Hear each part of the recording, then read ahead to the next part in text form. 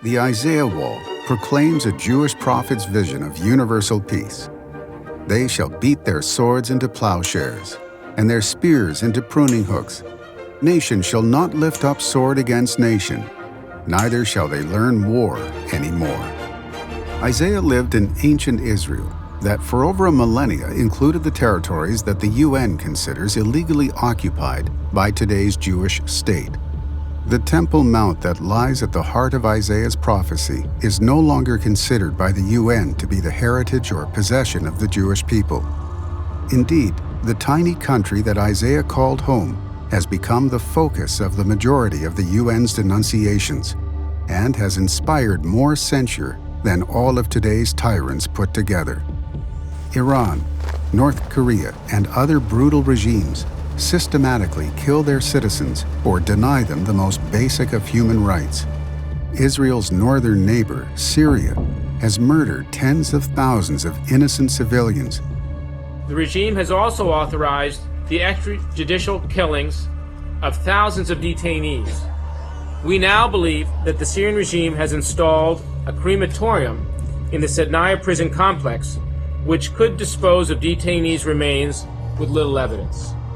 Apparently, however, that isn't very important in the eyes of the UN General Assembly and Security Council, who continually pass one-sided resolutions that single out and condemn Israel. The UN's General Assembly votes on 70 to 100 resolutions annually. 15 to 20 of these regularly express disapproval of Israel. From 2012 through 2015, the Assembly adopted 97 resolutions criticizing various countries.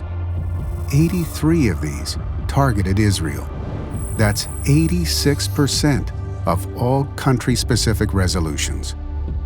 A closer look at the Assembly's score sheet reveals that year after year, less than a quarter of its measures censure countries other than Israel. And while 3/4 of this global forum's written rage lambastes the Jewish state, precious few of the most repressive or blood-soaked regimes on earth have received even a single rebuke. Supporters of Israel feel that it is harshly judged by standards that are not applied to its enemies. And too often this is true, particularly in some UN bodies. In August 2013, UN Secretary General Ban Ki-moon reflected on Israel's treatment at the UN. There are some bias against the Israeli people and government. In December 2016, he told the UN Security Council, "A disproportionate volume of resolutions, reports, and conferences criticizing Israel."